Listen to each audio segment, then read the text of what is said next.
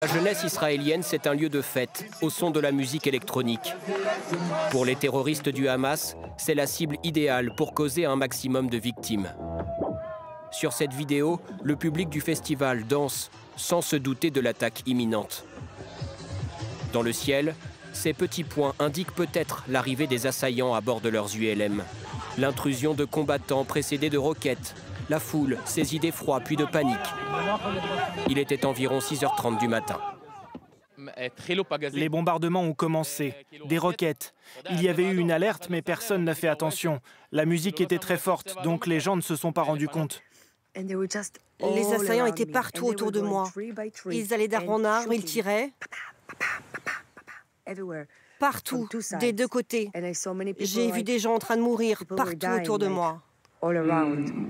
Le festival se tenait à quelques kilomètres de la frontière avec la bande de Gaza, dans le kibboutz de Re'im, une zone habituellement sécurisée par l'armée israélienne.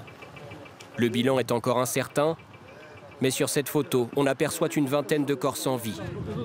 D'autres participants du festival sont portés disparus, enlevés, comme cette jeune femme, Noah, et son compagnon. Une seconde image la montre en train de boire de l'eau. A-t-elle été photographiée ici alors qu'elle est otage? Impossible d'en avoir la certitude. Cette autre jeune femme, Shani, a pu être identifiée grâce à sa coiffure et ses tatouages. Nous ne savons pas si elle est encore vivante. Sa famille, qui habite en Allemagne, appelle à l'aide. On nous a envoyé une vidéo où j'ai pu reconnaître clairement ma fille, où elle est inconsciente dans une voiture des Palestiniens à proximité de la bande de Gaza. Je vous demande de nous aider, de nous fournir des informations. Merci beaucoup. Des dizaines de familles au moins sont sans nouvelles d'un proche, y compris en France, comme cet homme à Paris. Pendant que nous l'interrogeons, sa cousine lui apprend que ses deux fils ont disparu. Oh la vache!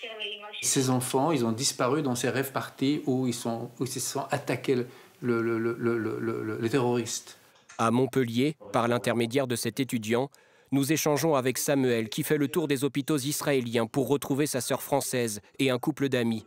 En vain, il redoute qu'ils soient otages. Aujourd'hui, on a retrouvé la voiture à peu près vers 8h30 du matin, 9h, avec des balles, surtout le côté gauche. Et le côté du conducteur, il y a du sang. C'est une catastrophe. On attend, on appelle tous les jours, toutes les minutes, mais on espère recevoir une bonne nouvelle. En fin d'après-midi, ces images de voitures criblées de balles près du lieu du festival nous sont parvenues. Une preuve, s'il en fallait une, de la violence de l'attaque.